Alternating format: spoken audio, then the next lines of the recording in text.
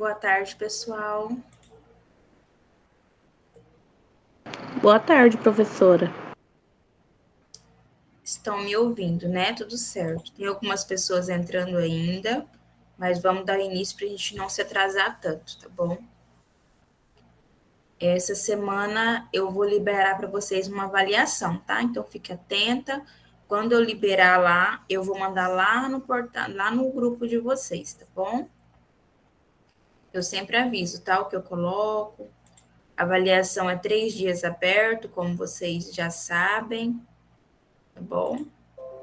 A gente vai falar um pouquinho. Eu vou falar com vocês sobre o exame físico bem superficial para a gente dar início à nossa punção venosa, tá bom? Então, a gente vai falar um pouquinho hoje sobre o exame físico, sobre observação, como você vai avaliar teu paciente, tá? Então, essa disciplina se chama semiologia e semiotécnica, que a gente faz exame físico, punção venosa e tudo mais, né? A prática em si. Vamos lá, então.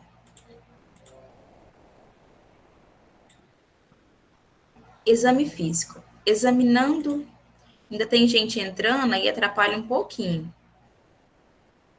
Tá? A hora que eu paro de falar assim é para aceitar alguém na aula, tá? Examinando fisicamente o paciente, o profissional de enfermagem ele pode avaliar as suas condições diárias, pois as suas condições físicas podem ser alteradas a cada instante. Então, o paciente na emergência, quando ele chega, né, em uma emergência, ou quando o paciente chega para ser internado na clínica médica, que você precisa observar ele a todo momento, cada minuto ele é precioso. Principalmente, geralmente esses tipos de paciente ficam lá no pronto-socorro, né? Então, cada minuto está avaliando o tempo todo. Então, às vezes, a família fica perguntando, né? E aí, o que, que é, né? O que aconteceu? Será? É um AVC? É o que? É um infarto, né?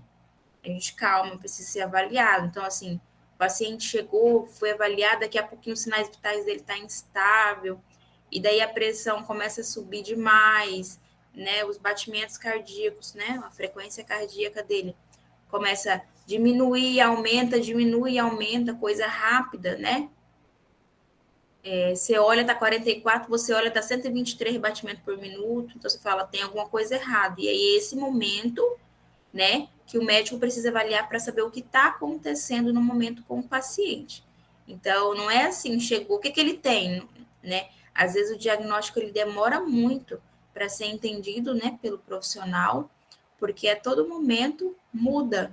Sinais vitais muda, que quer dizer outra coisa, e aí o profissional ele fica em dúvida do que realmente é. Né? Então, ela pode ser alterada a qualquer momento, as suas condições físicas, os sinais vitais. Por isso, a necessidade de sabermos avaliar detalhadamente e cuidadosamente as diversas variações.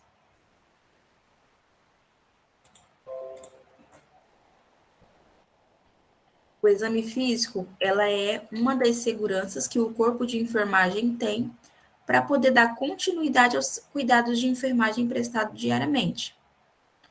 O que é muito importante, os sinais vitais. Então, ó, aprendeu a fazer PA, treine em casa, tá? Olhar a saturação, frequência do pulso, frequência cardíaca, frequência respiratória. Então, vocês treinem em casa, porque isso é o básico do básico, tá? Ah, o paciente está passando mal. Antes de você chamar o médico, vai fazer os sinais vitais, porque quando você chegar lá, doutor, o fulano está passando mal, mas tá o quê? Como que tá a pressão? Então, faça sinais vitais. Ou uma pessoa vai chamar o médico, se for uma emergência, uma pessoa vai chamar o médico e a outra fica verificando os sinais vitais, para quando ele chegar, ele ter ali os sinais vitais pronto, né? Colocar o paciente no monitor, monitorar o paciente. Então, com isso, a gente tem qual é o objetivo, né? Desse exame físico. A gente vai conseguir conhecer o nosso paciente, a gente vai conseguir identificar algum problema, dificuldade do cliente. Então, às vezes, você coloca lá o oxímetro, né? O oxímetro, e aí ele está saturando 88. O que você tem que fazer? né? Porque, assim, em uma emergência, o oxigênio ele não precisa ser mandado pelo médico, não. Então, existem coisas da enfermagem que a gente não precisa que o médico fale o que a gente tem que fazer, tá? O que vocês devem saber sempre, ter noção sempre. Sinais vitais alterados, precisa comunicar. Não adianta fazer sinais vitais do paciente, os sinais vitais alterados e você não comunicar, né? Ou o enfermeiro ou o próprio médico. Então, não adiantou de nada você ter feito sinais vitais. Ah, eu olhei a glicose do paciente, fiz glicemia capilar lá, fiz o destro, né? A gente chama muito no ambiente hospitalar a glicemia capilar, né? Que é o furinho no dedo, com o glicosímetro para poder ver quanto está a glicose. A gente costuma falar de destro. Você fez o destro do fulano? Faz um destro aqui para mim. Então, a glicose, tá? Então, tem pessoas que olham a glicose do paciente, está em 271. Ela fez a parte dela, que foi o quê? Que foi lá verificar, e aí colocou lá no papel. Mas para alguém estar oscilando a minha voz?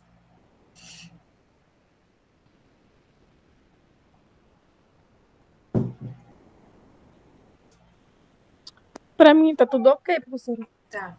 Eu tô falando um pouquinho baixo, porque a minha garganta tá muito ruim. E eu vou dar outra aula ainda hoje. Então, se eu não poupar ela, eu não vou conseguir dar, tá bom? Mas aí vocês aumentam aí o volume no último. Às vezes eu esqueço, vou aumentando, mas eu tento abaixar sempre. Então, a gente precisa sempre estar atento. Então, fez o destro do paciente a 271, geralmente em cada unidade existe um protocolo para você poder corrigir. Então, às vezes você não precisa nem comunicar ao seu enfermeiro, né, que você vai corrigir aquela glicemia. Então, tem um protocolo lá na parede, né, um papelzinho que diz assim, que 270 até 300 você vai corrigir com 2 UI de insulina regular. Ele vai dizer qual é a insulina que ele quer. A insulina é regular. Então, você vai lá, tá 271, já é para fazer, né? De 270 até 300 é para fazer 2 UI. Se tá 271, você vai lá pegar 2 UI da insulina regular e vai fazendo no teu paciente, porque é um protocolo, entendeu? Segue conforme o parâmetro. Então, assim, a gente precisa comunicar.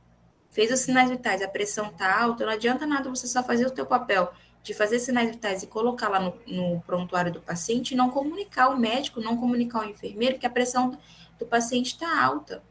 Ou, se tem prescrição para ele, né, lá na clínica médica, geralmente ele deixa prescrito assim, ó. Exemplo, tá? Losartana, 50 miligramas, CPA maior ou igual a 140 por 90 milímetros de mercúrio.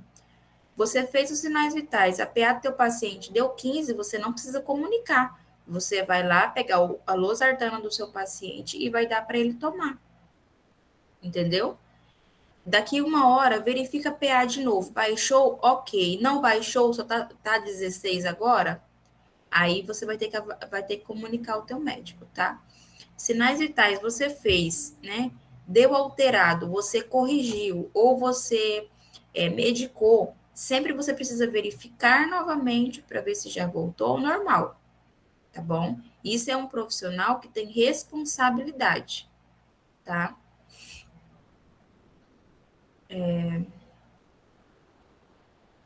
Saber quais as dificuldades do nosso paciente, se ele está se alimentando bem, se ele conseguiu ir ao banheiro, né? Evacuação, como que está a diurese, se ele conseguiu fazer xixi, né?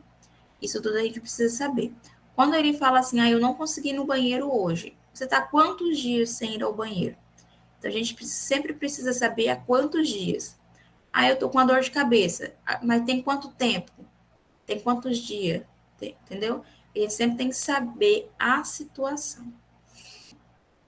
Determinar cuidados, decidir prioridade, avaliar a assistência prestada, fazer uma educação para a saúde, fazer um preparo ali para a alta, sempre na alta do paciente, quando o paciente vai ter alta, a gente entrega os documentos pessoais dele que fica, né, às vezes a gente pega, né, para deixar ali no prontuário, às vezes, porque todo dia é outro médico, então a cada 24 horas ou a cada 12 horas, muda o médico do ambiente hospitalar. Então, cada médico, ele tem a sua conduta, né? Então, às vezes, ele quer olhar um exame antigo, quer olhar um exame de imagem, uma ressonância, enfim. E que é sempre bom também, quando vocês for fazer a entrega, né, do documento que está no prontuário, ou de um exame, ou se você está na obstetrícia, né, vai entregar o cartão de gestante, uma ultrassom, sempre é bom. Às 16 horas, o paciente recebeu a alta da obstetrícia, ou a alta do setor, ou alta médica, ou a alta do ambiente hospitalar, foi entregue cartão de gestante, ultrassom, entregue, porque geralmente o médico ele conversa com o paciente, diz que vai dar alta, e aí ele faz depois o receituário, se ele precisa de atestado, e entrega para você entregar para o paciente. Então, entregue, né, ultrassom, cartão de gestante, ultrassom, foi entregue receituário e atestado médico, certo? Realizado orientações de enfermagem e beleza. Então, sempre assim é bom você comunicar. Por quê? Às vezes o paciente, às vezes quando tem muito serviço, a gente não tem tempo para ir, acaba não tendo tempo para isso, mas é importante. Às vezes o paciente volta lá e fala bem assim, eu fiquei internada aqui, eu sou uma gestante, fiquei internada, e vocês não me devolveram, quando eu ganhei alta, vocês não me devolveram meu cartão de gestante. Perdi aqui no hospital, né? Aí às vezes tem lá no prontuário dizendo que você entregou, né, esse cartão. Então é importante um documento pessoal, né, entregou. Isso é bacana.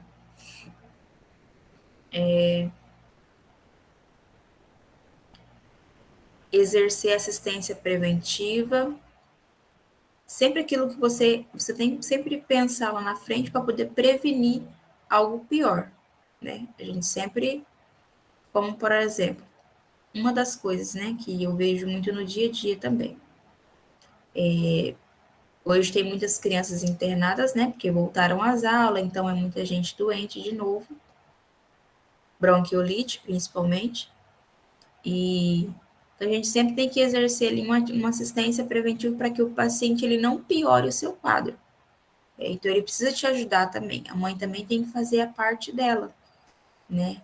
Ou seja, com a medicação, ou com a punção, porque tem criança que é muito difícil de puncionar. Então, quando consegue, daí toda hora ela fica pegando na punção e aí a mãe não ajuda a cuidar, né? Deixa a neném puxar a punção, aí perde o acesso. Quando vai fazer a medicação do horário, não tem punção, aí é outro, né? É cansativo para a equipe, porque a gente vê sofrer, né? As crianças a gente também sente, e também foi um descuido, né? A gente sabe que é um descuido, porque a criança ela vai puxar sim, mas você precisa cuidar. Então a gente sempre exerce uma assistência preventiva. Porque se você não consegue funcionar aquela criança na hora daquela medicação, ele fica sem a medicação. E existe muito de não conseguir punção. Como existe, às vezes o paciente está em antibiótico, perde punção, as técnicas ou o enfermeiro, ele não, nem o médico não consegue acesso, precisa encaminhar, regular para cacual, para fazer uma punção central no paciente, né? Então, olha que como que causou, né? E aí tem um protocolo que se você fica 20, se eu não me engano, é 24 horas, um protocolo pediátrico. Se você fica 24 horas, exemplo, você está fazendo uso do antibiótico, né?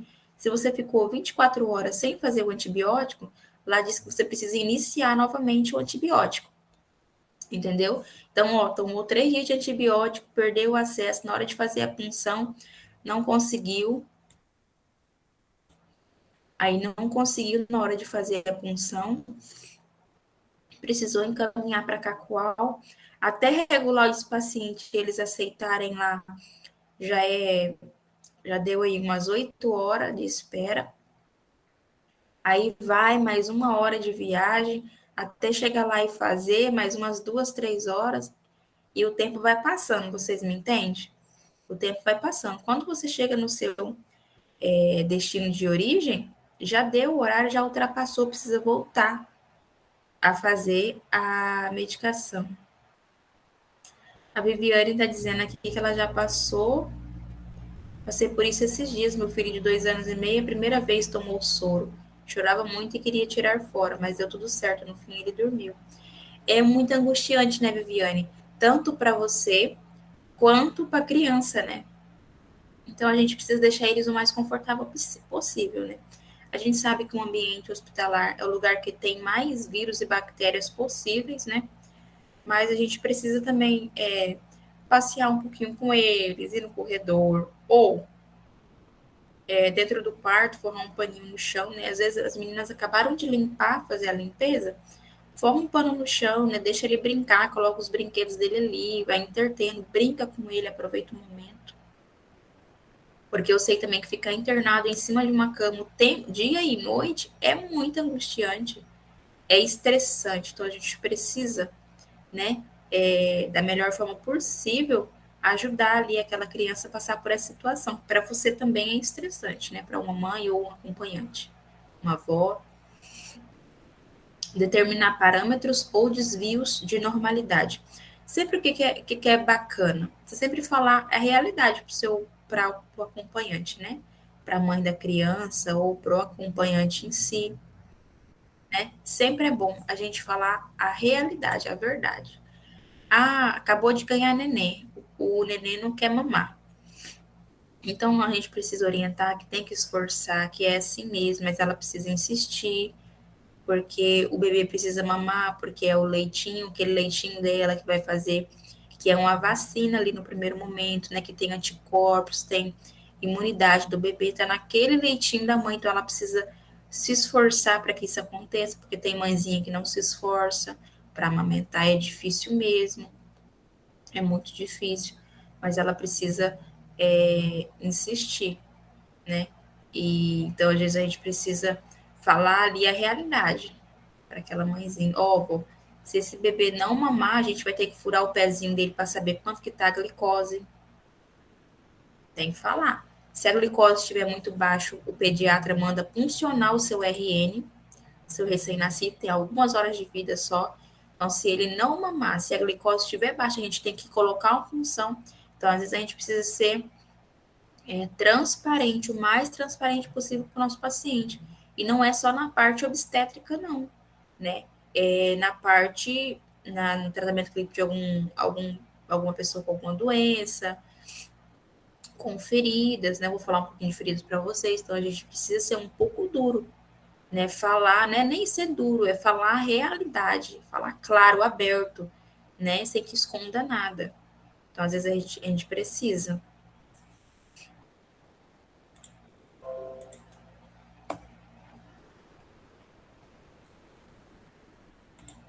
Então, a gente precisa aí de um esfigmomanômetro e um estetoscópio para verificar pA, lanterna, foco, luva, relógio com ponteiro, lubrificante, espátula, fita métrica, luva, termômetro, balança, atenção, respeito, carinho, ética, né? A gente precisa de tudo isso aí. Observações importantes. Quanto ao sentimento dos clientes, sente-se ansiosos diante do exame, sente-se vulneráveis e fisicamente expostos, apreensivos acerca de possível dor e receosos acerca do resultado do exame. Tem paciente que vai fazer exame que ele quer descobrir alguma coisa, ou alguma doença, ou algum problema, né? Então ele fica um pouco ansioso. A gente deve sempre ficar atento, deve ser completo, né? Sem desperdiçar tempo, deve ser sistemático, sem ser rígido. Então a gente sempre precisa fazer um exame ali, se depender de você, fazer da melhor maneira possível para que não fique defeituoso, para que você exerça, né, execute ali um exame completo, tá? E o mais rápido possível, não rápido depressa, mas sem desperdiçar tempo. Então, vai lá, usa o tempo necessário para fazer um exame com qualidade. Então, a gente precisa ser delicado, porém sem ter medo de causar algum desconforto, se isso for necessário. Escutar, olhar, tocar, cheirar de acordo com a necessidade, solicitar sempre com gentileza, pois a autoridade provém da competência e da relação pessoal. Então, se você demonstra para o teu paciente, né, que você é educado, certo? Você conversa com ele com educação, você não precisa ficar sorrindo, tá? Você não precisa ficar bajulando, isso aí não é necessário. Tá? Você precisa tratar ele com gentileza, tá? E com autoridade. Por quê? Porque isso demonstra que você tem competência para fazer aquele serviço. Então, se você chegar lá meio gaguejando, meio inseguro, eles também vão sentir insegurança. E aqueles que sentem que está inseguro, eles mandam muita pergunta e quer saber tudo. Então, a gente precisa sempre ter competência naquilo que vai fazer. Todo mundo, né, tem sua primeira vez. Eu também tive minha primeira vez. Então, teve a minha primeira vez que eu passei uma sondinha nasoenteral, né? Teve a minha primeira vez que eu passei uma dieta para o paciente, né? Fazer uso ali, ensinei a família como que faz em casa, né? Então, tudo tem a nossa primeira vez sozinho, tá? Então, vai ter a sua primeira vez que você vai funcionar o paciente, não vai dar certo, aí outra vez vai dar certo, é normal. Mas a gente consegue, tá? Examinar cada parte do corpo e, ao mesmo tempo, perceber o cliente como um todo. O que sempre é importante é você não demonstrar que você está inseguro ou que é a sua primeira vez. Não demonstra. Para o teu colega, beleza, mas para o teu paciente, não, tá? Então, faça quando você... Eu sempre falo que enfermagem é coragem. Nem sempre você está preparado para exercer aquilo lá. Mas se você falar assim, vamos, se você tiver, só que você também tem que falar vamos e você ter responsabilidade de saber a teoria para você colocar em prática no momento, tá? Então a gente precisa ter coragem para dizer não, eu vou fazer.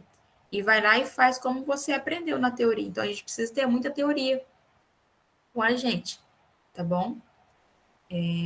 Porque você não sabe a prática, porque você nunca fez ou fez uma vez, manuseou uma vez. Então você não domina a prática, mas você domina a teoria. Isso aí é o suficiente, tá? Prestar atenção quanto ao desconforto físico do cliente, as posições incômodas afetam suas percepções, em certas circunstâncias, a sequência do exame deverá definir a sua rotina, mãos devem estar aquecidas e as unhas curtas. Eu tenho um problema de mão gelada, né? É dureza. Entrevista, a gente faz um levantamento de dados do seu paciente, conversa com ele, o que aconteceu, né? Quando ele chega no emergente, a gente sempre pergunta o que aconteceu, o que está sentindo e por aí vai. A gente avalia também a dor do paciente, o histórico da doença atual, relacionar algum sintoma de alguma comorbidade, se ele tem alguma alergia à medicação, algum vício, hábito, o sono, as eliminações, que é evacuação, diurese, tá? Quando isso aqui, quando a gente vai mais a fundo, né? A gente pergunta os antecedentes familiares, se tem alguém na família com alguma doença, né? Que é hipertenso, diabético, que teve alguma doença, hanseníase. Isso aí serve para câncer também. Isso aí serve para casos e casos. Normas gerais para a execução do exame físico. A gente vai solicitar a colaboração do paciente. Então, primeiro você vai explicar para o teu paciente o que vai acontecer. Ou a gente vai fazer uma tomografia.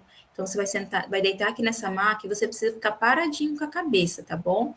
A máquina, ela vai levar você para frente, né? Então, ela vai ir para frente, vai fazer o exame e depois ela volta de novo. Vai aparecer uma luzinha para você. Então, se você explica para o teu paciente o que vai acontecer, ele fica mais tranquilo. Ah, professora, mas e aqueles pacientes que são agitados, idosos, tá sem consciência? A gente tenta também, da melhor forma possível, conseguir acalmar esse paciente. Então, a gente conversa, né? Seu Luiz, a gente vai fazer o exame, né? E ele tá com medo de cair da maca, né? A gente vai fazer um exame bem rapidinho, então segura as mãos dele, porque ele tá com medo. Mas se você segura as mãos dele, ele se sente um pouco mais protegido, né? Então, segure as mãos dele, né? Ó, baixa a perna, tem que ficar retinho, né? Não mexe a cabeça, seu Luiz, né? E fala alto se ele tem problema de audição, porque geralmente tem, né? Então, às vezes ele está inconsciente, é um pouquinho mais difícil, mas com muita conversa a gente consegue, tá? Tudo é questão de jeitinho. Deixar o paciente tranquilo.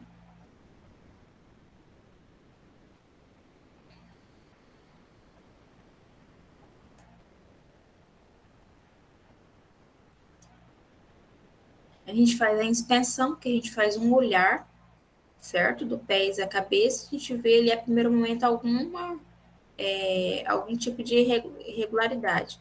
A palpação é quando você toca no teu paciente. Então, quando você vai lá e faz a palpação para ver se tem alguma coisa, o sentido do tato leva à obtenção das impressões táteis da parte mais superficial do corpo humano, enquanto que a pressão permite a obtenção dessas impressões de região mais profunda do corpo.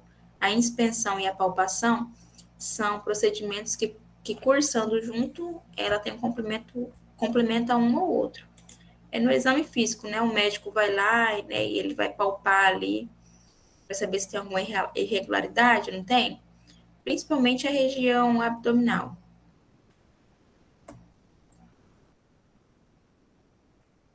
Olha lá, palpação. A percussão é quando você bate, então a gente consegue ver se tem gases, né? O que a gente mais no nosso dia a dia que a gente consegue ali exemplificar a percussão é isso.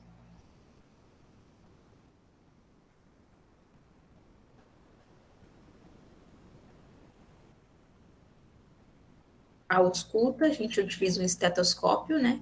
Para auscultar o coração, auscultar intestino, para escutar o pulmão.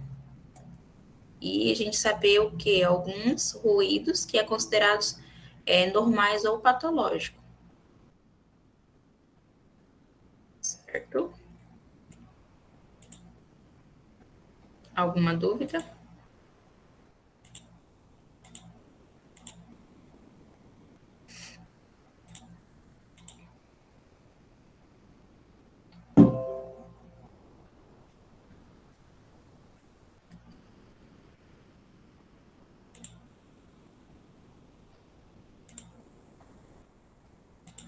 Agora a gente vai falar de punção venosa.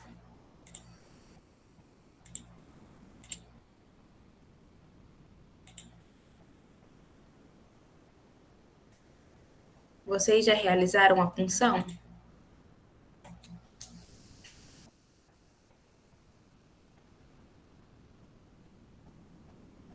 Sim, professora, foi muito legal. Vocês gostaram, né? Vocês fizeram punção com scalp ou com gel?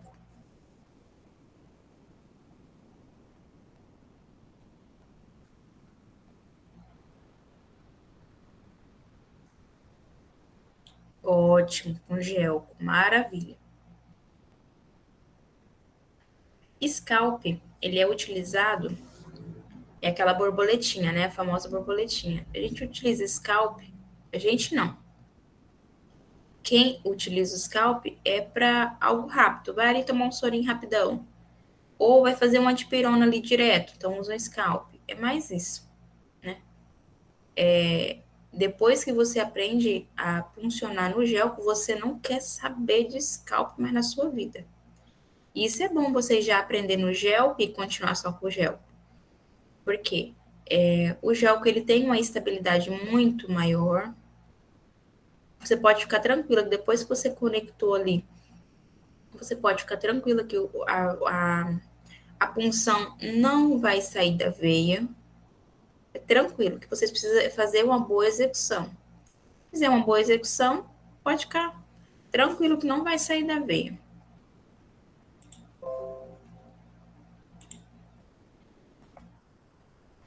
Sistema circulatório.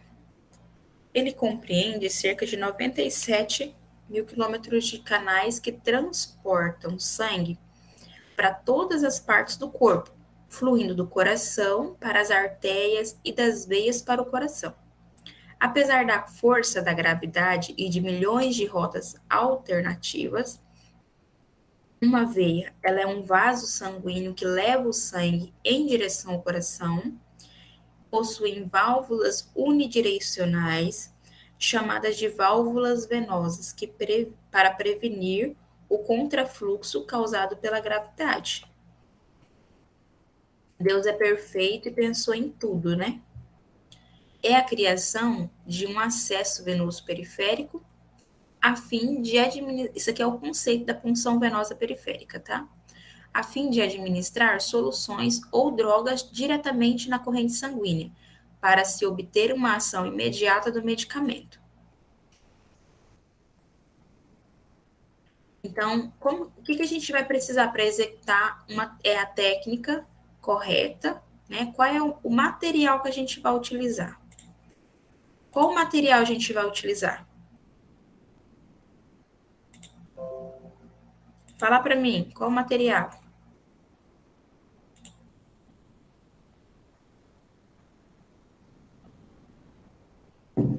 Vamos lá, me ajuda, abre aí o áudio de vocês. Eu vou fazer uma punção. O que eu vou pegar primeiramente? A cuba rins, Vai. a luva, garrote, preparação do material, né? Um algodão com álcool, seco. O esparadrapo para fixar. Isso. O gelco. Gelco, garrote, Uhum. lavagem das mãos. Isso. Então, vamos lá, vamos descrever.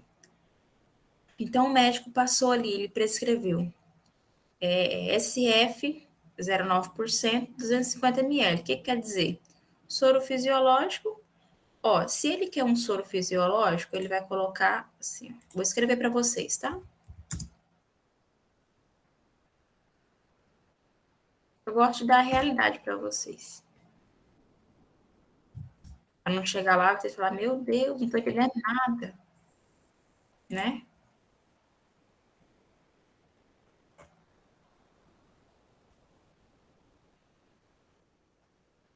Então, quando ele coloca um SF, quer dizer soro fisiológico. Quando ele coloca SR,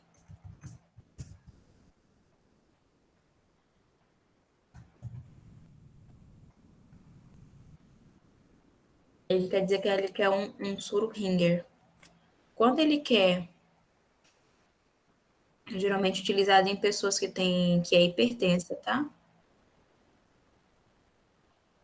Quando ele quer um soro glicosado, é isso aqui, ó, 5%. Um soro glicosado 100%. Certo?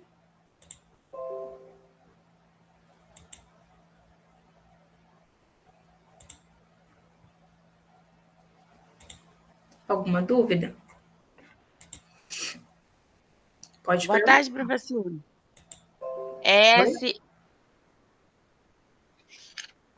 SF, soro fisiológico, e os outros? O R é de soro Ringer. Uhum. E o G é de glicose. O soro Ringer, ele é utilizado para as pessoas assim, que não pode usar um soro fisiológico, né? Porque o fisiológico ele tem sódio, aumenta um pouquinho a pressão, né? Então, assim, o paciente que ele está com a pressão alta, chega no pronto-socorro, você não pode dar um soro fisiológico nele. Ou ele está internado, você não pode ficar mantendo ele no soro fisiológico. Então, o médico sempre ele prefere um soro Ringer, tá? Porque daí ele é mais neutro ainda possível. E um soro glicosado, que é o G, é um soro glicose, 5%. Ele geralmente usa para as pessoas, exemplo, a mãezinha está em trabalho de parto, né, a gestante. Então, ele dá, porque às vezes ela não conseguiu se alimentar por conta da dor, né? Ele quer parto normal, tá tentando parto normal, tá evoluindo. Então, ele manda colocar um sorinho glicosado, né? Ou paciente que tá, às vezes precisa tomar muito soro, como paciente de dengue mesmo, né? Precisa manter a hidratação ali rigorosa. Tratamento de dengue é hidratação. Então, ele sempre intercala, né? Um soro glicosado com soro fisiológico, ou um Ringer com um fisiológico, ou o paciente é pressão alta, um Ringer com um glicosado. Por aí vai, entenderam? Então, sempre o médico quem escolhe qual é o soro que ele quer, que faz uso. Por que você precisa saber? porque às vezes o médico ele pode errar. Às vezes no automático ali da vida, né, ele bota lá o paciente de pressão alta, ele mantém o paciente ali num soro fisiológico, daí você, como você já chegou lá, você já fez exame físico do seu paciente, já conversou com ele, já sabe que ele é hipertenso, que ele toma medicação. Então você não vai chegar lá e vai falar, não, o doutor deixou só soro fisiológico, a mulher é hipertensa. Então você vai lá no teu médico e vai falar, doutor, essa paciente que ela é hipertensa e ela tá só com florinho fisiológico, é isso mesmo? Fala, não, vamos mudar então, entendeu? Então, assim, não é porque o médico prescreveu que não esteja errado. Por isso que a gente deve saber. Ah, mas se não é eu que vou prescrever, por que eu preciso aprender? Porque você precisa saber, não é verdade? Então, às vezes a gente consegue salvar a vida de alguém, porque a gente sabe. Sempre existem aqueles que têm milhões de anos na profissão, que sabem melhor do que o enfermeiro, que sabem melhor do que o médico, né? Porque já viu acontecer muita coisa, já participou de muita coisa. Então, pessoas que têm muita experiência na área, né? Sabe de cor salteado o que é melhor e o que não é. Né? Tem dicas, tem meios diferentes. Então, que você também seja uma pessoa dessa, né? Eu já vi falar que o momento de cirurgia, né? Já vi alguém contar que o momento de cirurgia, estava fazendo cirurgia, a pressão da mulher caiu, caiu muito a pressão dela e estava em emergência. E eles continuaram lá e o anestesista doido com aquela pressão. Aí a paciente começou a ter dor. Aí foi fazer uma dipirona na paciente. Aí na hora de injetar, o enfermeiro falou: não é para injetar, não. A paciente tá com a pressão baixa e a dipirona vai baixar mais a pressão da mulher ainda. Aí não foi feito, mas se tivesse feito, aí causaria mais emergência ainda, né? Outro tipo de emergência. Então, a gente sabe que dipirona não mata ninguém, mas em algumas situações pode levar no fundo do poço, né? Fazer o paciente rebaixar, perder nível de consciência. Então a gente tem que tomar cuidado, né? Não estou dizendo que a dipirona faz isso, tá? Estou dizendo que a medicação errada no momento errado faz. Por mais que ela é nociva. Certo? Então vamos lá. Então a gente vai lá, pega um garrote, material para sepsia, que é um sorinho um álcool 70 no sorinho, né? Pega a luva, a gente vai escolher o catéter, né, da nossa preferência, né, que seja sempre o gelco, uma seringa, material para fixação, que pode ser o esparadrapo. Quando o paciente ele é muito idoso, sempre prefira um micropore, tá? O paciente é criança, a gente coloca sempre uma tala. O sorinho se prescreve. Então, o médico prescreveu um soro 250 ml, um soro fisiológico 250 ml, e colocar dentro uma bromoprida, vitamina C e complexo B. Então, primeiro de tudo, você vai preparar, vai pegar a medicação, vai pegar o teu sorinho, conectar no equipo, tirar o ar do equipo, vai colocar a medicação dentro do soro e vai puncionar o seu paciente. Então, vai pegar o material de punção, vai levar, preparar para puncionar o seu paciente, conectar no equipo e beleza, tá? Alguma dúvida? Pode falar, tá, gente? A finalidade e o tempo previsto para o uso do acesso venoso vai influenciar no tipo de vaso, tipo de catéter, localização da punção e o processo de fixação. A gente sempre costuma dizer que quando um paciente ele está com acesso venoso, a gente sempre prefere que fique apenas até 72 horas só, né? Com a punção, tá? Até 72 horas. Aí depois a gente troca porque a chance de ter uma flebite, né? Uma inflamação no local da punção é grande, então ali é uma porta aberta para bactéria, para, né? Para micro-organismo. Então a gente sempre tem que ter o maior cuidado. É coisa séria, né? Uma porta de entrada. A gente vai escolher o local, evitar os pés de adulto, principalmente os deambulantes. Quem deambula é quem anda, tá? Dobra dos braços para catéter rígido. Então, exemplo, um scalp, né? Um scalp é um catéter rígido. Então, a gente vai sempre evitar fazendo a dobra do braço. Então, a gente tem algumas veias ali. A veia basílica, a veia ulnar, que fica perto da una, a radial, a cefálica mediana. Isso aqui é um sonho, né, gente? Você pegar um braço e ter tudo isso aqui, né? Você conseguir apalpar tudo isso aqui, né? É um sonho. Na região dorsal, né, que é a mão, ela é muito boa, só que ela dói tanta punção, então a gente sempre prefere evitar um pouquinho na mão, né? A gente gosta mais de fazer as veias mais calibrosas, né? Que geralmente está na região da veia mediana, é boa, a basílica também, né? Mais próximo da fossa, na fossa cubital, né? Aqui, sempre ela é boa. Então, as veias do pé também, quando a gente não consegue puncionar, né? A gente punciona a veia do pé, mas não é o ideal, não. Mas eu já puncionei muito veia do pé, que às vezes o paciente chega e fala, ó, não consegue punção de jeito nenhum, tá? É só no pé mesmo. Aí, no particular, então você tem que falar, não, então ele já não deixa você funcionar, tentar na mão, né, no braço, então você já vai funcionar o pé, né? Mas é a mesma coisa. A diferença é que tem veia do pé mesmo do paciente, que você não precisa nem garrotear, né? Eu nem garroteio, não. Até do braço. Quando você pega uma veia que você consegue palpar maravilhosamente, sem funcionar, nem funciona, gente, nem precisa.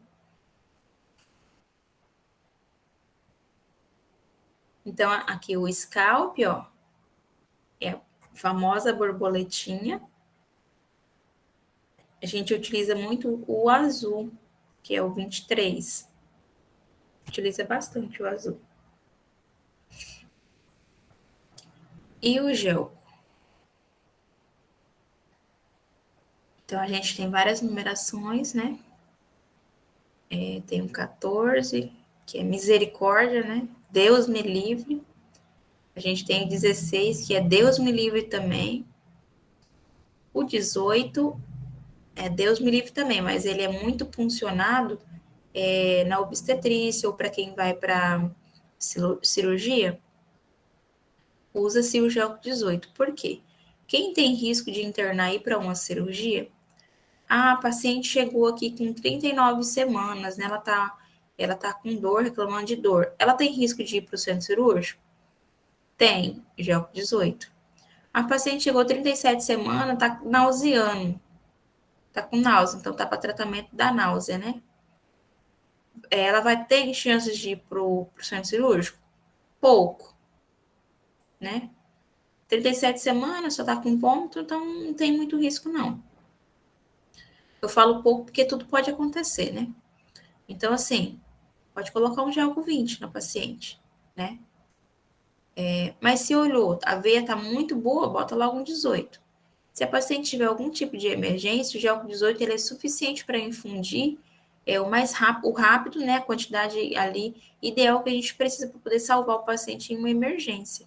Se ele tiver com um gel que não dê, que a infusão é bem lenta, aí você não consegue salvar o paciente em uma emergência, tá? Então, sempre funciona o paciente no gel 18 ou 20 no ambiente hospitalar. Nunca no 22 e nem no 24, tá? 24 é para criança. Então, quando a gente vai fazer um sorinho que o paciente precisa. Ah, tá no particular ou, né, só veio aqui tomar um sorinho. Ah, vim tomar um Noripurum que eu faço semanal. Faz um gel com 24, né? Ele toma um Noripurum, ele corre bem rapidinho se você colocar numa veia boa. Ele toma ali o Noripurum de boa e tudo certo. Tá? Certo, gente? Certo. Tá bom. O 22 é um gel bom também, né? Ele está entre o 20 e o 24.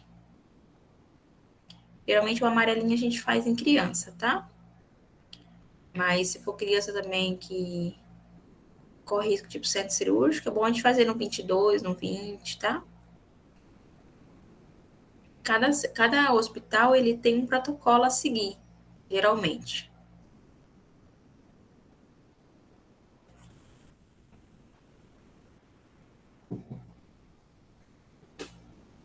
Então, a gente vai lavar as mãos antes de iniciar o procedimento, vai explicar o procedimento ao paciente quando lúcido.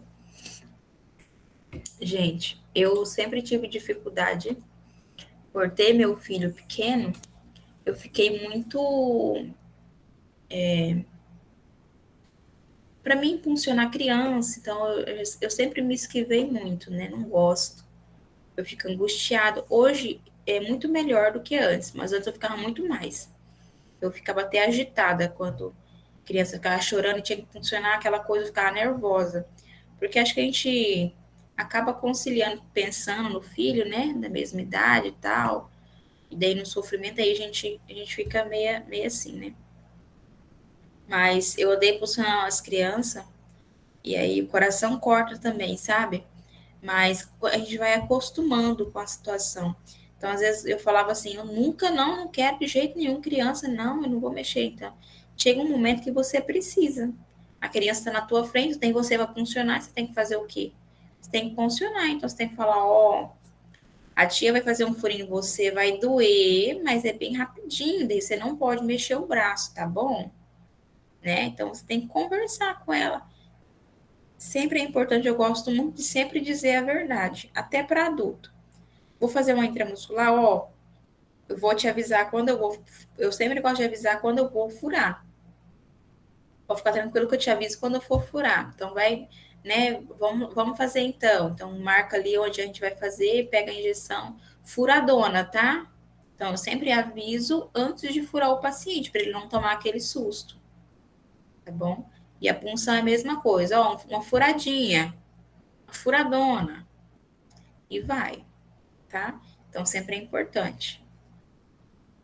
Porque se você não avisar ele quando você vai furar, pegar de surpresa, ou você fala, não, a tia não vai furar, não vai fazer nada, não, e você vai e faz, ele fica mais agitado ainda. E aí ele não confia em você.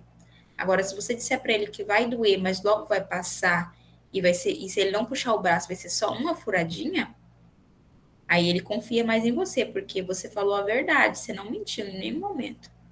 Aconteceu tudo como você falou. Então, ele vai ter mais confiança em você como profissional. Professora, Oi.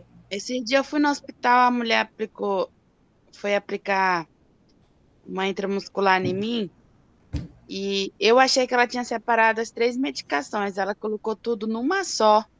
Eu senti uma dor terrível. Foi de pirona, o remédio para vômito que o doutor passou e um anti-inflamatório. Ela enfiou tudo numa seringa só e aplicou tudo junto. Pensa numa dor lascada.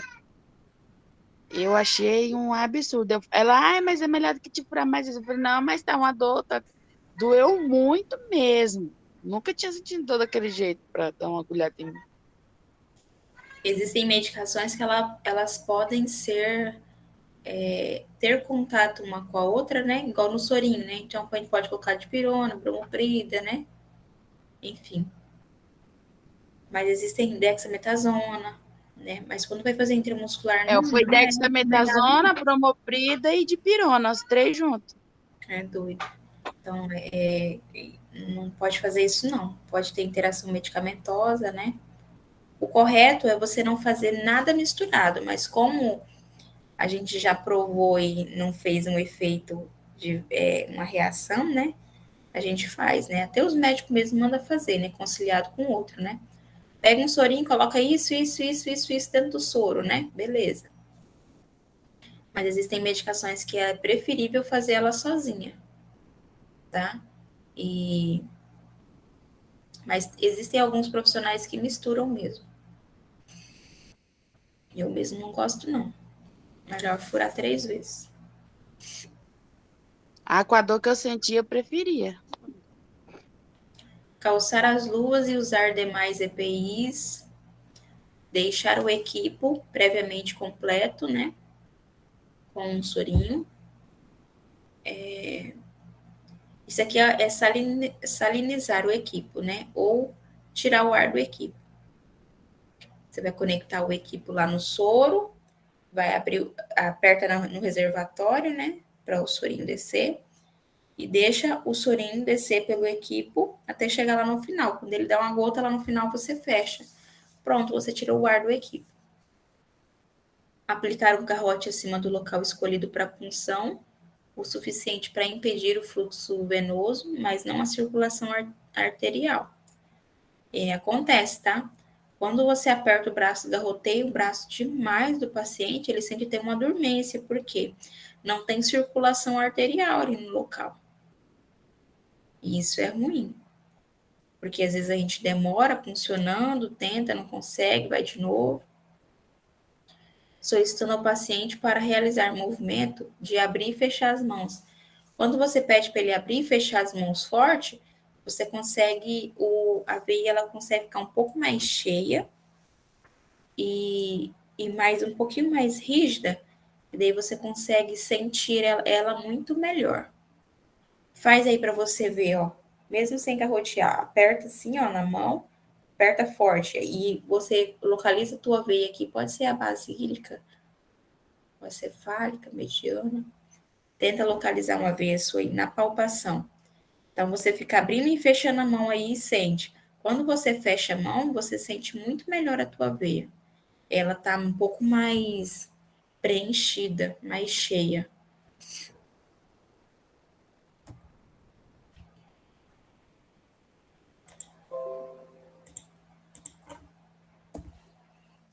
Realizar a asepsia do local, então com algodão embebedecido com álcool 70%. Insere o catéter, né? Insere o gel, sempre bisel para cima, um ângulo de 30 a 40, né? Depende da veia ali. Se a veia ela tiver muito superficial, você vai numa angulação de 30, né? Só introduziu, passou pela pele, você já coloca a angulação bem menos ali. 15, 10, né? E perfurou a veia, quando começou a vir retorno, né, lá no teu gelco, começou a vir retorno, você para de introduzir. Porque se você continuar introduzindo, vai sair fora da veia, né? Então, você só vai empurrar o canhãozinho lá do catéter. Você vai tirar ele, agulha, né? E você vai empurrar lá para dentro o teu catéter, para ele ficar todo dentro da veia, né? Não pode só colocar a beiradinha do catéter e pronto, não. Tem que introduzir tudo. Verifique o retorno de sangue no interior do catéter, solta o garrote, conecte a seringa e o equipo conforme prescrição, injetando o líquido lentamente. Sorinho a gente nunca faz muito rápido, a não ser em situações de emergência, tá? Realizar a fixação segura.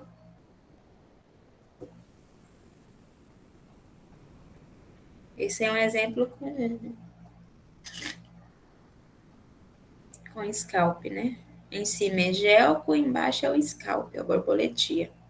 Sempre numa punção, né, que o paciente ele vai ser internado ou vai ser encaminhado, tem que identificar com a data, a hora e o nome do técnico que fez a punção e a numeração do catéter, tá? Exemplo. 18/2 às 14 horas. Aí você vai colocar TEC e o seu nome.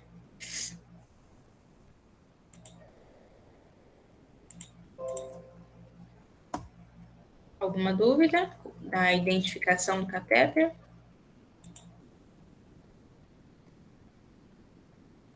Complicações. Infiltração. É o deslocamento do catéter. Flebite. Quando desloca o catéter e causa uma infiltração, quer dizer que está gotejando fora da veia, né? E daí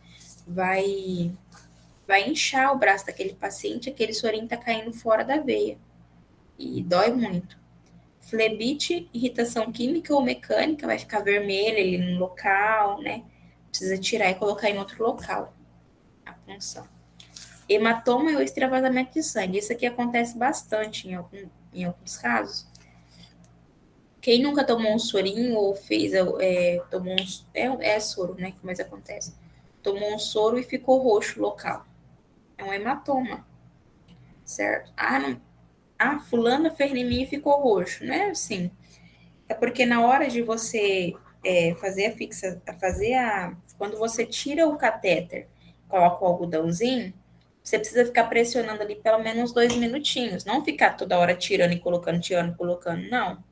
Você precisa ficar apertado ali um tempinho, porque aquela veia, quando você tira o gel, né, aquela veia ficou com um furinho, certo? Ali vai começar a extravasar sangue, porque é de uma veia, certo? Então, por isso que a gente coloca o algodão e pede para apertar e ficar segurado uns 2 minutinhos. Porque se toda hora você fica soltando, ó, tô com o algodão aqui, aí eu solto para me olhar, aí tá extravasando sangue lá dentro, aí eu vou de novo. Aí tá vazando sangue ainda, tá extravasando lá dentro, então vai ficar roxo aqui. Certo? Então, a gente sempre tem que orientar o paciente, né? Tirou o gel, coloca o algodão, fala assim, ó, segura por uns 2 minutinhos aí, tá bom? E dobrar o braço também não pode, por quê? Se você dobra o braço, aí você não fica mais pressionando a veia que tá funcionada. Aí ela acaba ficando frouxa ali, aí ela vai ficar extravasando sangue lá dentro. Aí vai ficar roxo também. Obstrução do fluxo, né? Dobramento ou coágulo.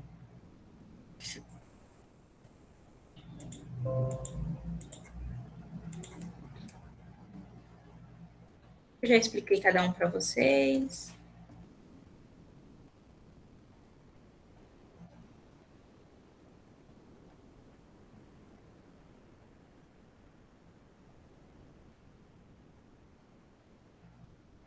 Acidentes com pérfuro cortante.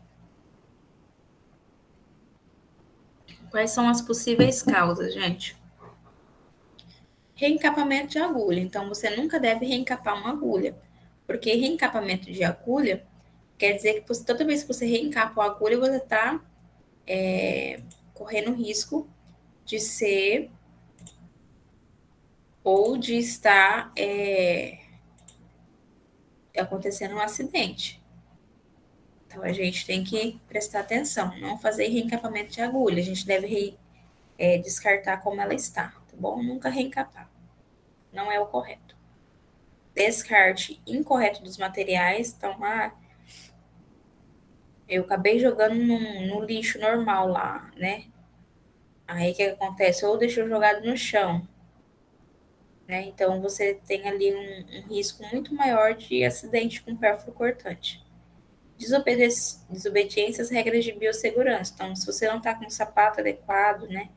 Como pede, né? Foi fazer a punção ali, a agulha acabou de cair no teu pé, que você não estava de tênis, não estava de sapato fechado.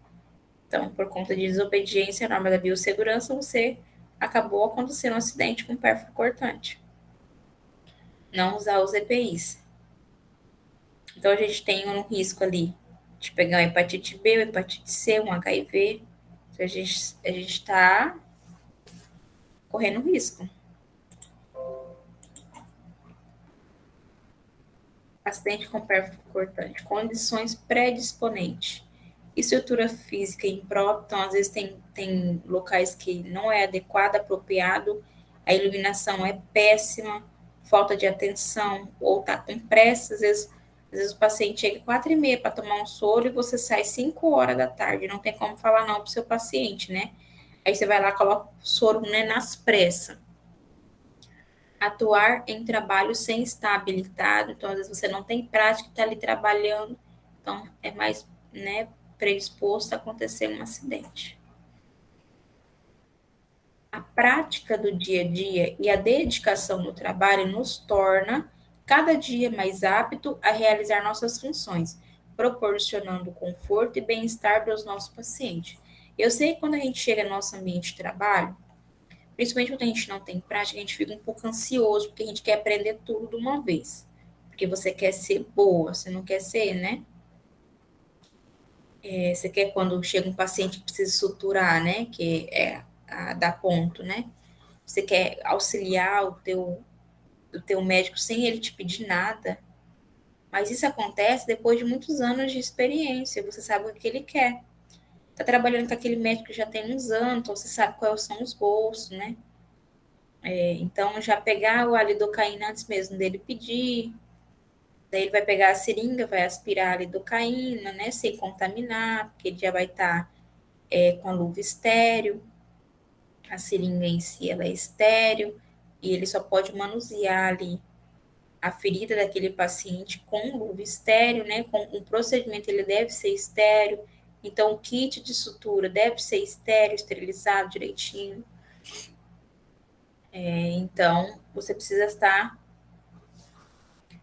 ciente, né, primeiro ciente do que vai acontecer, do procedimento para você poder realizar, executar de uma forma bacana, que o médico não precisa ficar te pedindo o que você tem que fazer.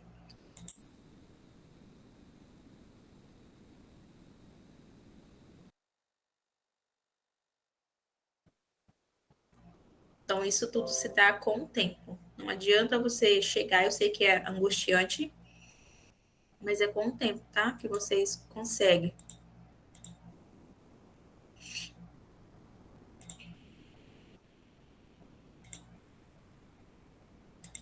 Falar um pouquinho para vocês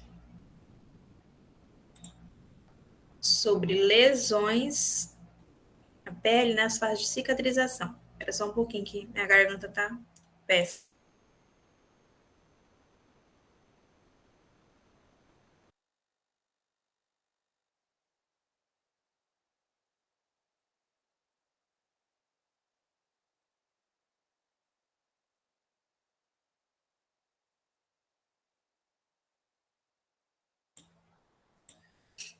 Vamos lá, então. A pele é o maior órgão do nosso corpo humano, tendo como principais funções proteger contra as infecções, as lesões, os traumas, raio solar, e possui também importante função no controle da temperatura corpórea. A pele, ela é subdividida em derme, epiderme e hipoderme, que é o tecido subcutâneo, que é o de gordura, né? Tecido adiposo, que é o de gordura. A epiderme é um importante órgão sensorial. Na derme encontramos os vasos sanguíneos, linfáticos, folículos pilosos, glândula sudorípara, sebácea, pelos, terminações nervosas, além de células como fibroblasto, mastócitos, monócito, macrófago, plasmócito, entre outros. A hipoderme é uma camada mais profunda da pele, que tem função de proteção mecânica do organismo, as pressões e traumatismos externos, e ela é composta por lipócitos, colágeno e vasos sanguíneos mais calibrosos. A pele é o maior órgão do corpo humano, sendo composta pela epiderme, derme e tecido subcutâneo. Vocês sabiam que a pele é o maior órgão do corpo humano? Sabia, né? Que vocês já fizeram anatomia com o professor Armando. Ferida. Qualquer lesão da integridade da pele podem envolver parcial ou total a espessura da pele, podendo atingir tecido subcutâneo, músculo. Após ocorrer a lesão a um tecido, imediatamente iniciam-se os fenômenos dinâmicos, conhecido como cicatrização, que é uma sequência de resposta do mais variado tipo de célula, pode ser epiteliais, inflamatória, plaqueta, fibroblastos, né, que vai interagir ali para o restabelecimento da integridade dos tecidos. A classificação dela, então ela pode ser classificada de 3 formas diferentes, de acordo com a maneira como foram produzidas, de acordo com o grau de contaminação e de acordo com o comprometimento tecidual. Quando há um mecanismo de lesão agente causador, as feridas ela pode ser descrita como incisas, ortocontusas, contusas, putiforme, pérfuro-contusa e pérfuro-incisa. A gente vai falar, tá? Elas podem ser divididas em aguda e crônica. A aguda é um processo de cicatrização onde, de forma ordenada e em tempo hábil, com resultado funcional e anatômico satisfatório. E a crônica a aguda é quando tem evolução. E a crônica como úlceras venosas e de decúbito, onde o processo estaciona na fase inflamatória, o que impede sua resolução e a restauração da integridade funcional. Então, sempre, quando tem uma ferida crônica, quer dizer que ela não sara. Ela sempre fica naquele negócio, naquela fase e não passa para frente, não tem progressão. Por exemplo, os pontos epiteliais de uma ferida cirúrgica, ela pode ser retirada de 7 a 10 dias, que é a orientação médica, certo? Após o procedimento, pois nesse período espera-se ter ocorrido o reparo da lesão, que aguarda apenas a fase da maturação. No caso da ferida não apresentar a fase de regeneração na época esperada, havendo um retardo, a ferida é encarada como crônica.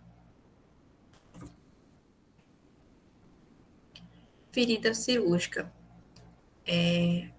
Quanto ao agente causador, que é o mecânico, as cirúrgicas são aquela que é produzida por um instrumento cortante, geralmente são fechadas por sutura. Então, uma cesárea, uma cirurgia simples, é chamada de limpa, né, porque foi usado tudo estéril, tá?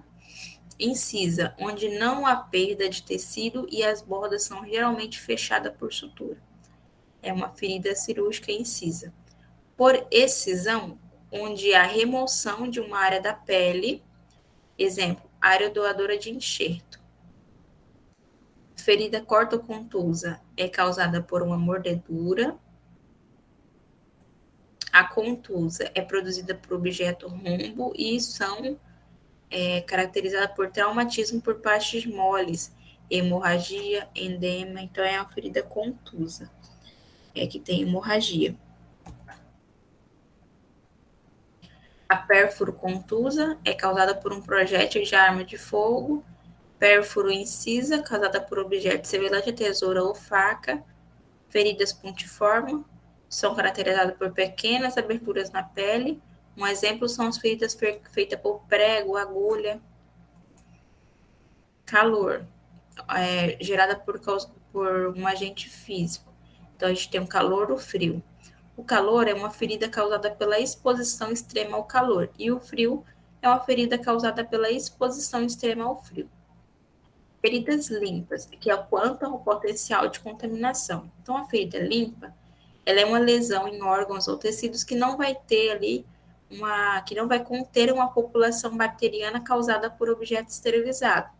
Exemplo, implante total de quadril, cirurgia cardíaca, e por aí vai. Esse aqui, gente, é a teoria, tá? A gente vai falar mais a prática, mais à frente, tá? Feridas potencialmente contaminadas. Então, elas são lesões nas quais há envolvimento do trato respiratório, alimentar, que já contém população microbiana nativa ou secreções que podem retardar a cicatrização. O ferimento ele pode ser contaminado facilmente por esses micro-organismos resistente ou secreção. Exemplo, apendicectomia, né, em apêndice não perfurado, gastrectomia. Ferida contaminada são ferimentos acidentais ou incisões que, pelas circunstâncias que vai provocar, possuem maior probabilidade de apresentar uma carga microbiana ou derramamento de resíduos do trato gastrointestinal. Exemplo, um trauma abdominal penetrante envolvendo os intestinos. Ferida infectada ou suja. Apresenta grande quantidade de agente infeccioso no local, podendo haver pus, possui tecidos desvitalizados e intensa reação inflamatória. Exemplo, apêndice perfurado, abscesso em geral. Eu cuidei de uma ferida infectada esses dias. Ele era... Vou contar para vocês como que foi. Eu vou contar mais à frente, tá? Que ele vai falar sobre lesão por pressão. Quero chegar nesse tema com vocês, porque ele é o específico da nossa área, né? Da enfermagem. Eu deixo para falar lá com vocês, tá bom?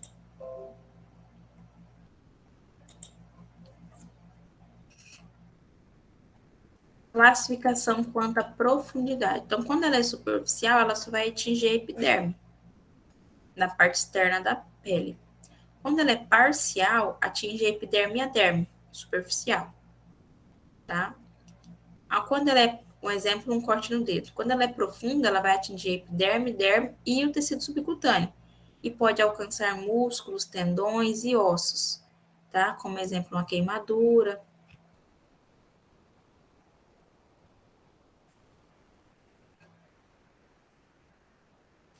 Olha a foto dessa ferida. Essa ferida é uma ferida com processo de cicatrização. A cicatrização de feridas ela pode ser dividida em 3 fases. Vários processos celulares contínuos contribuem para a restauração da ferida, regeneração celular, proliferação celular e a produção de colágeno. A resposta do tecido às lesões passa por 3 estágios, parcialmente sobreposto, que é a fase inflamatória ou exudativa, é a fase de inflamação. Então, o local vai estar vermelhinho mesmo, vai ter um pouquinho de secreção, tá? Fase proliferativa ou regenerativa, então a gente vê que tem uma progressão. Fase reparativa ou de maturação. Então, tudo coisas boas. A fase inflamatória ou exudativa, ela dura cerca de 72 horas e corresponde à ativação do sistema de coagulação sanguínea e à liberação de vários mediadores, tais como fator de ativação de plaqueta, fator de crescimento, serotonina, adrenalina, e fatores do complemento, entre outros. Nessa fase, a ferida ela pode apresentar edema, vermelhidão e dor. A fase proliferativa ou regenerativa, ela pode durar aí de 1 a 14 dias, que ela vai se caracterizar pela formação do tecido de granulação. Nessa fase, o colágeno, ele é o principal componente do tecido conjuntivo reposto e, por isso, a vitamina C, ela auxilia muito nesse processo metabólico da cicatrização das feridas. Gente, eu acho que a gente vai parar por aqui e a gente dá continuação às feridas da próxima aula. Né? Aí eu deixo esse tempinho aqui final para a gente poder tirar dúvida, conversar, porque tá quase dando o horário. Vocês têm alguma dúvida, alguma coisa?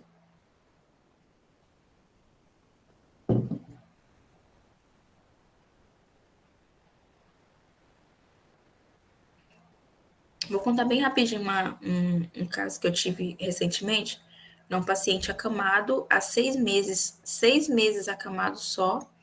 Ele estava cheio de lesões. Ele foi para o hospital com uma ferida contaminada, então estava dando febre, por quê? Ele era um paciente séptico, né? Era um paciente que tinha infecção. A minha mãe tá ali pegando minha maçãzinha para me comer, né? E todo mundo. E aí, tá. Então, ele tinha lesão no calcânio, região calcânio, né, do calcanhar. A região sacral, que é no meio ali entre as nádegas, acima um pouco. Nas nádegas, que é no glúteo, né? Nas nádegas, na verdade, é a parte de baixo, né? No cotovelo e no dedo. Porque, assim, como ele estava acamado, ele atrofiou. Do jeito que ele atrofiou, a mão dele ficou. Então, aqui, ó, entre o dedão aqui, ó, aqui a gente tinha que forçar aqui para poder limpar uma ferida que já estava comendo, estava bem profunda aqui. Pode colocar o nome de vocês aí no chat, tá bom? As lesões dele era super profunda. A lesão dele da nádega, no dia que eu fui fazer curativo, a gente fazia 2 curativos no dia. Era fétido, gente, era muito fétido. E nesse dia eu espremi bastante e saiu muito pus. Quando tem pus, quer dizer que é uma infecção, né? Tinha muito pus, muito mesmo. E muito fétido. É um paciente que estava em uso de... Aí foi para o hospital, só estava 6 meses acamado, gente. E sabe por que isso acontece? Por conta de... que não faz mudança de decúbito, né? Vocês vão aprender muito sobre mudança de decúbito. As lesões por pressão, se você deixa o paciente só numa posição dia e noite, vai causar lesão mesmo, pela pressão que exerce, né, o local, né, do paciente com o colchão. Então, vai causar lesão no paciente. Então, você precisa virar o paciente de lado a cada 2 horas, para não causar tudo isso. E ele só tinha 6 meses de que estava acamado. Teve um AVC, se eu não estou enganada. Então, a gente deve cuidar muito, orientar bastante, para a gente sempre trabalhar de forma preventiva. Orientar a família, às vezes ser rígido, dar Foi bronca falta de mesmo, cuidado um pouco, né? da família, Uhum. total. Então, lá no hospital, eles não queriam dar banho, não queriam trocar fralda, e se deixasse por eles, ficavam o dia inteirinho, né, com xixi. Então, a gente teve que impor um pouco mais, tem que impor, tem que conversar, tem que orientar, tá? Certo, gente? Vocês têm alguma dúvida?